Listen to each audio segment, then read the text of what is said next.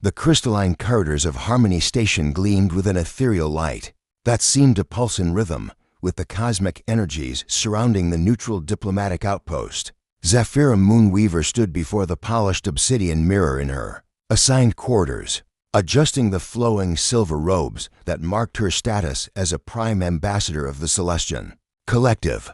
Her skin, pale as starlight with an almost luminescent quality, contrasted beautifully with the deep violet of her eyes that held flecks of silver. Like distant galaxies, her long, platinum hair was arranged in the traditional braided crown that signified her diplomatic rank, each strand precisely placed according to centuries-old customs. The weight of expectation pressed upon her shoulders like the gravity of a massive star. At only 25 cycles old, she was the youngest ambassador ever chosen to represent the Celestian Collective in negotiations with the humans, a species whose emotional volatility and unpredictable nature had confounded her people for generations. Ambassador Moonweaver, came the melodic chime of her advisor through the communication crystal embedded in the chamber. Wall, the human delegation, has arrived at docking port 7.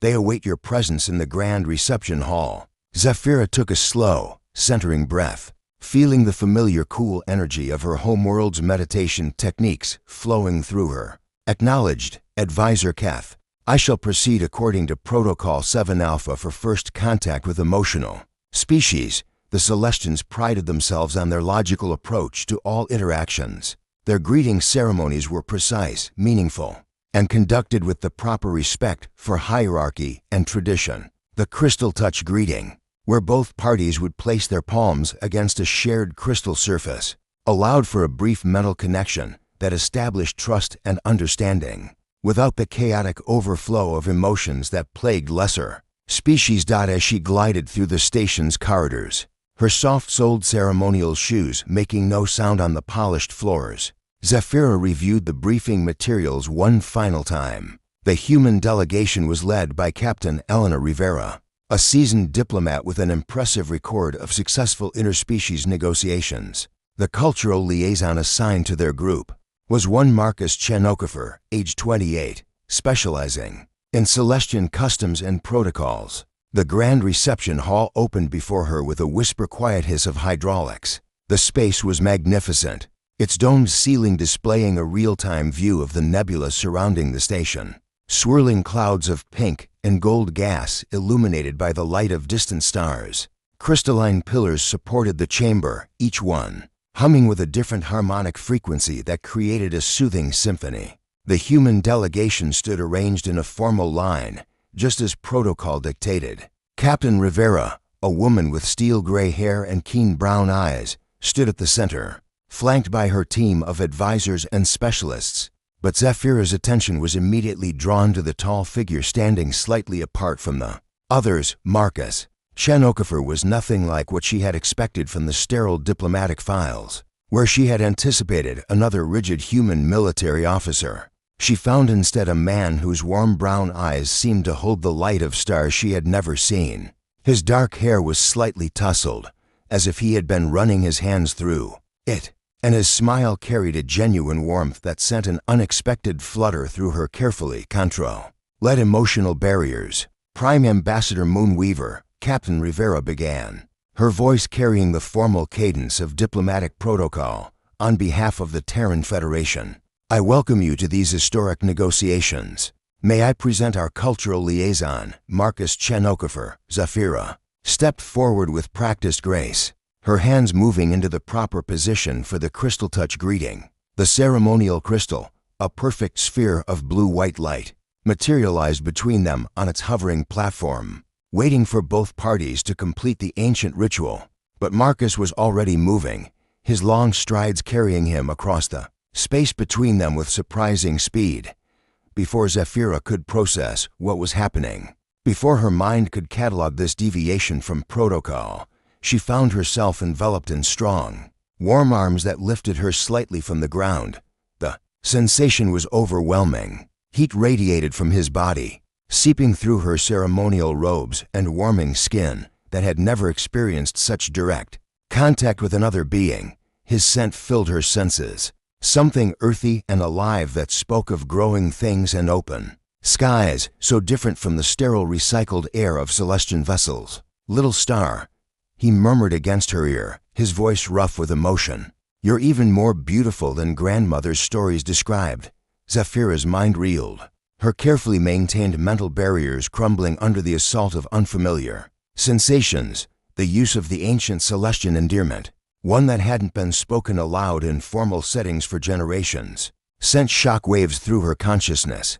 How could this human know such intimate details of her people's language around them? The reception hall had fallen into absolute silence. She could sense the horror radiating from Advisor Keth, feel the surprised tension from the human delegation, but all of it seemed distant and unimportant compared to the warmth surrounding her. When Marcus finally released her, setting her gently back on her feet, Zephyra struggled to remember how to breathe, how to speak, how to be the composed ambassador her people expected her to be. "Marcus." Captain Rivera's voice cut through the stunned silence like a blade. "What the hell do you think you're doing?" But Marcus's eyes never left Zephyra's face, his expression soft with a mixture of joy and something deeper, something that made her heart race in patterns she had never experienced before. "Greeting an old friend," he said simply, though they had never met before this moment. The negotiation chamber buzzed with an undercurrent of tension that had nothing to do with trade agreements and everything to do with the unprecedented breach of protocol that had occurred just hours earlier.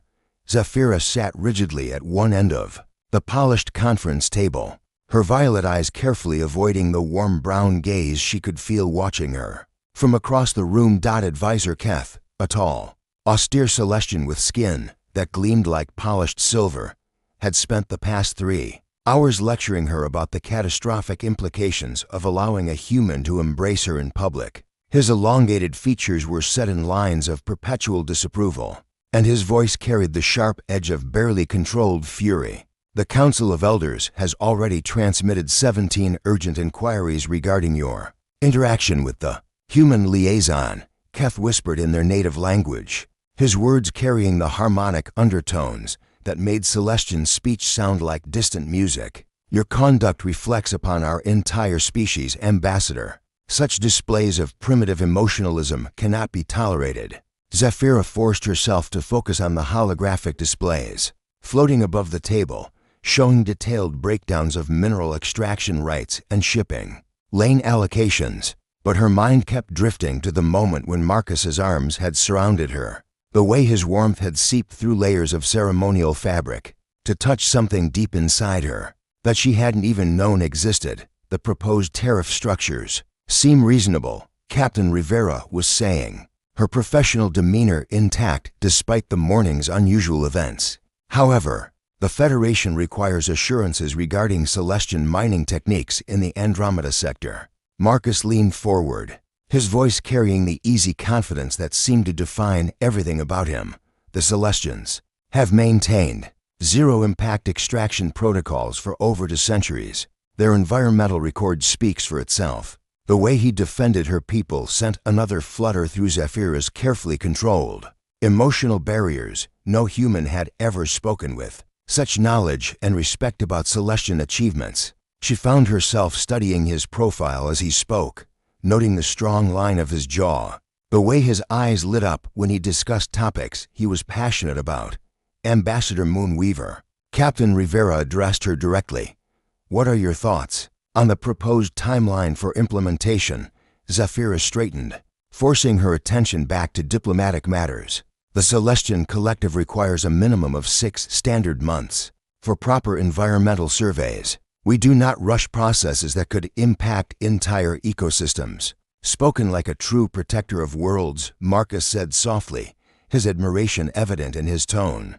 The compliment sent heat rushing to Zephyra's cheeks, turning her pale skin a faint shade of lavender that she prayed the humans wouldn't notice. Beside her, Keth's disapproving hum grew more pronounced. As the session progressed, Zephyra found herself increasingly distracted by Marcus's presence. Every time he spoke, she felt drawn to the passion in his voice, the way he gestured with his hands to emphasize points so different from the controlled, minimal movements favored by her people. When he accidentally brushed her fingers while passing a data tablet, she nearly gasped at the electric sensation that shot up her arm. When Captain Rivera finally called for a recess, Zafira was grateful for the reprieve. She needed time to center herself, to rebuild the mental barriers that seemed to crumble every time Marcus looked at her. "Walk with me," came his voice, low and inviting, as the chamber emptied. She should have refused. Protocol demanded that she maintain proper distance from the human delegation outside of official proceedings. But something in his tone, a note of understanding that suggested he knew exactly how overwhelmed she felt, made her nod before she could stop herself. The station's botanical gardens were a marvel of engineering, containing plant life from dozens of worlds within a carefully controlled environment. The air was thick with the scent of exotic flowers, and the gentle sound of water trickling over crystalline formations that served as both decoration and atmospheric processors. "Your grandmother told you stories about my people," Zafira said, as they walked along a path lined with luminescent moss that glowed softly beneath their feet. It wasn't a question. Marcus's expression grew distant, tinged with a sadness that made her want to reach out and comfort him. Grandmother Elena was part of the first human expedition to make peaceful contact with the Celestians. About 50 years ago, she used to tell me bedtime stories about the star-touched people, beings of such beauty and wisdom that they seemed like angels from ancient Earth myths. He paused beside a reflecting pool where small, bioluminescent fish swam in lazy circles, their scales creating trails of blue-green light in the water. She described a young Celestian girl she met, maybe 7 or 8 cycles old, with silver skin that caught starlight and eyes like captured nebulae. The girl had asked her what it felt like to hug someone, because physical affection wasn't part of Celestian culture. Zafira's breath caught in her throat. The memory came flooding back, hazy and dreamlike, but undeniably real. A kind human woman with gentle eyes and warm hands, kneeling in the crystal gardens of the diplomatic compound on New Celestia. The woman had shown her pictures of something called family, people who held each other close simply because they cared. "Elena Okafor," she whispered. "Your grandmother was Elena Okafor." Marcus nodded, his eyes bright with unshed tears. She never forgot that little girl. She used to say that someday, when the universe was ready, humans and Celestians would learn that the best bridges between worlds aren't built with treaties and trade agreements, but with understanding and compassion. "I remember asking her what love felt like," Zafira admitted, her voice barely above a whisper. "She said it was like being held by starlight." "Is it?" Marcus asked, stepping closer. "Like being held by starlight." The space between them crackled with tension, with possibilities that could reshape both their worlds or destroy everything they had worked to build. Zafira looked up into his eyes and saw not just the human she was supposed to negotiate with, but the grandchild of a woman who had shown a lonely little alien girl that affection could exist. Without agenda, that touch could heal instead of harm. "I don't know," she answered honestly, "but I would like to find out." The soft chime of an incoming transmission pulled Zafira from her meditation circle, where she had been attempting to find the inner peace that seemed to elude her. Ever since Marcus's embrace had turned her world upside down, the holographic projector in her quarters hummed to life, casting the shimmering image of Elder Nyx, her great-grandmother, into the crystalline chamber. Elder Nyx was ancient even by Celestian standards, her skin having taken on the translucent quality that marked those who had lived for over 3 centuries. Her eyes, once the same vibrant violet as Zafira's, had faded to a pale silver that seemed to see through time itself. "Child of my heart," Elder Nyx's voice carried the harmonic resonance of one who had mastered the deepest levels of Celestian mental discipline. "The whispers have reached even our most sacred halls. Tell me it is not true that you have allowed a human to touch you with such intimacy." Zafira felt heat rise to her cheeks, the telltale lavender flush that betrayed her emotional state. Great-grandmother, the human cultural liaison, was simply following his species' greeting customs. "I did not wish to cause a diplomatic incident by rejecting. Do not dissemble with me, young one." Elder Nyx's image leaned forward, her penetrating gaze seeming to look directly into Zafira's soul. "I can see the disturbance in your aura. even across the vast distance between us. This human has awakened something in you that threatens the very foundations of our way of life. The accusation stung because it held too much truth. Since that moment in the reception hall, Zafira had found herself unable to maintain the serene detachment that had been drilled into her. Since childhood, her thoughts kept returning to the warmth of Marcus's smile, the genuine care in his eyes when he spoke about his grandmother's stories, the way he seemed to understand her in ways that no one else ever had. The Celestian way has preserved our civilization for millennia, Elder Nix continued. We have achieved perfect harmony by controlling the chaos of emotion, by maintaining proper distance from the primitive passions that plague lesser species. You cannot allow this human's influence to corrupt your purpose. Before Zafira could respond, the transmission cut out, leaving her alone with the echo of her great-grandmother's disapproval and the growing weight of expectations that felt heavier than a collapsing star. Meanwhile, in the human residential sector of the station, Marcus faced his own family intervention. His sister Emma had arrived on the morning transport, her expression a mixture of concern and barely contained fury as she stood in his compact quarters. With her arms crossed, Emma Chen Okafor shared her brother's dark hair and warm brown eyes, but where Marcus carried himself with easy confidence, she radiated the focused intensity of someone who had clawed her way to the top of Earth's diplomatic corps through sheer determination. Have you completely lost your mind? She demanded, pacing the small space like a caged predator. Do you have any idea what you've done?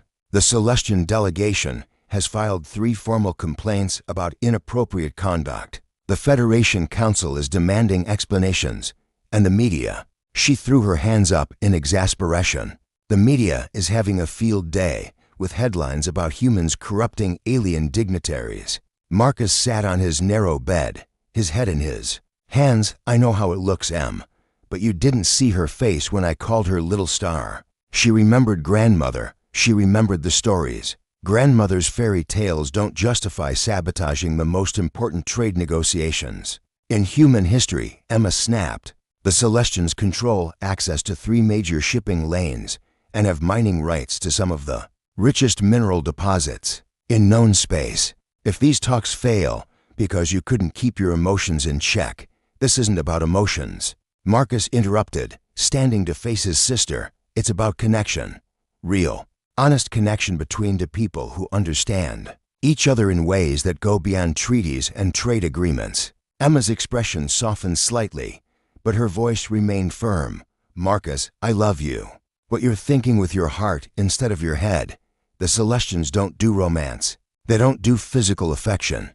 You're asking this woman to abandon everything her people have taught her about proper behavior. Maybe their people have taught them wrong, Marcus said quietly. Maybe both our people have forgotten that sometimes the most important bridges between worlds aren't built in conference rooms. Their argument was interrupted by the sharp wail of emergency alarms. Echoing through the station, red warning lights bathed the corridors in ominous crimson as automated voices announced a security breach. In the station's main power core, Marcus and Emma rushed toward the command center, where they found chaos erupting. Captain Rivera was coordinating response teams, while holographic displays showed multiple system failures cascading through the station's infrastructure. What's the situation? Marcus asked, his diplomatic training overriding personal concerns. Sabotage, Rivera replied tersely. Someone introduced a viral code into our main computer systems. Life support is compromised, artificial gravity is fluctuating, and we're losing structural integrity in 3 sections. Who would want to sabotage the negotiations? Emma demanded. The Void Consortium, came Zafira's voice from behind them. She had arrived with Advisor Keth, her ceremonial robes replaced by practical emergency gear. They've opposed any alliance between humans and Celestians from the beginning. They fear our combined shipping networks would cut into their monopoly on outer rim trade routes.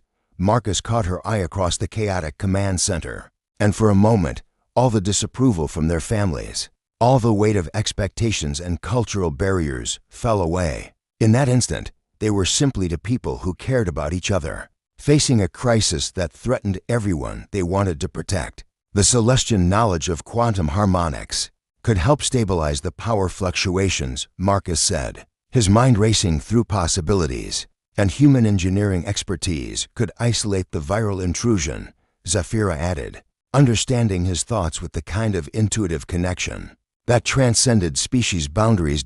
Captain Rivera looked between them, then nodded decisively. Do it. Whatever differences we have can wait until we're not all about to become space debris. As they worked together, their hands occasionally brushing as they manipulated controls and shared data tablets, Zafira felt something crystallize. In her heart, this was what her great-grandmother's warnings couldn't touch, what cultural expectations couldn't diminish. This was partnership, understanding, and yes, love in its purest form. The station's core engineering section thrummed with dangerous energy as Zafira and Marcus descended into the maze of quantum conduits and crystalline processors that kept Harmony Station operational. Emergency lighting cast eerie shadows on the walls while the viral code continued its relentless assault on the station's systems, each pulse bringing them closer to catastrophic failure. The harmonic frequencies are completely out of phase, Zafira observed, her hands dancing over the Celestian-designed control crystals with practiced precision. Someone has introduced discord patterns that are causing the quantum matrix to collapse. Marcus worked alongside her, his fingers flying across human-built interfaces as he traced the viral intrusion through layers of security protocols. It's sophisticated work. This isn't random sabotage. Someone who understands both our technologies designed this attack. Ambassador Voss materialized on a flickering holographic display, his reptilian features twisted with barely concealed malice. The leader of the Void Consortium had waited until now to reveal his hand, but his timing couldn't have been more calculated. Ambassador Moonweaver, Voss hissed, his forked tongue darting out to taste the recycled air of his distant ship. How fitting that you should be the one to witness the death of this foolish alliance. The Void Consortium will not allow humans and Celestians to monopolize the shipping lanes that have been our birthright for centuries. You're willing to kill thousands of innocent beings to protect your profit margins? Marcus demanded, his voice tight with controlled anger. Acceptable. Casualties in service of the greater economic order, Voss replied with cold indifference. Though I admit, watching the pure-blooded Celestian ambassador debase herself with human affections has provided unexpected entertainment. Zafira felt something cold and sharp settle in her chest at the alien's words, the reminder of how far she had strayed from her people's expectations, how her growing feelings for Marcus had already caused ripples of scandal throughout Celestian society, threatened to overwhelm her with doubt. The quantum resonance chamber is failing, she announced, forcing herself to focus on the crisis at hand. We have perhaps 10 minutes before total system collapse. Marcus moved closer, his warm presence steadying her as he examined the readouts. If we can synchronize the harmonic frequencies with the human power distribution network, we might be able to create a feedback loop that burns out the virus. That would require perfect coordination between our technologies, Zafira said, her violet eyes meeting his brown ones. The slightest miscalculation could destroy the station even faster. Then we don't miscalculate, Marcus replied with the quiet confidence that had first drawn her to him. I trust you, Zafira. Do you trust me? The question carried weight far beyond their immediate crisis. Trust between their species had always been tentative, built on careful protocols and formal agreements. But what Marcus was asking for was something deeper, more personal, the kind of trust that only existed between two hearts that had chosen to beat in rhythm with each other. With my life, she whispered, and meant it.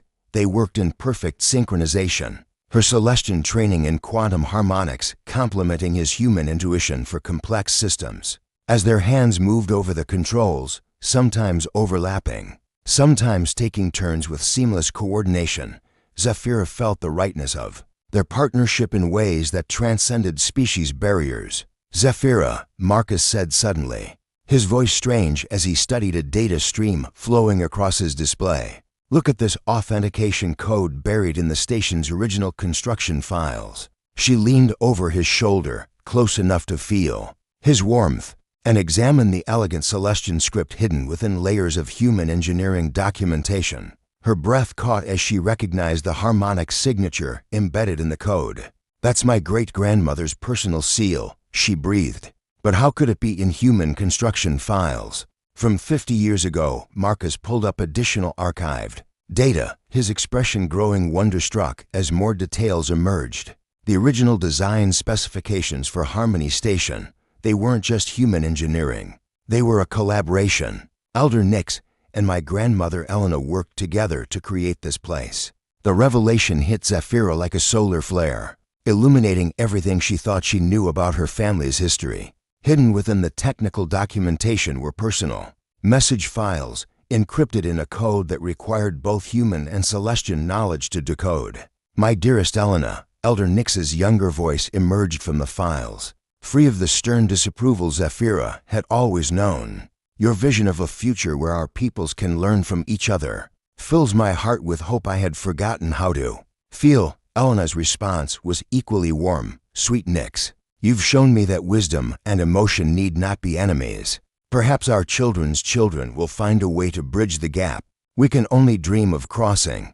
The countdown timer reached 2 minutes as the station's systems groaned under the viral assault, but Zafira barely noticed. Everything she had been taught about Celestian superiority, about the dangers of emotional connections with other species, crumbled in the face of this evidence that her own great-grandmother had harbored feelings that transcended cultural boundaries. "They loved each other," she whispered, understanding flooding through her like warm starlight. "And they built this place as a monument to what was possible. When love guides wisdom instead of fear," Marcus added, his hand finding hers among the control crystals. With 30 seconds remaining, they synchronized their efforts one final time. Celestian quantum harmonics merged with human engineering in a crescendo of light and sound that burned the viral code from the station's systems like purifying fire. As the emergency lights faded and normal operations resumed, Zafira found herself in Marcus's arms again,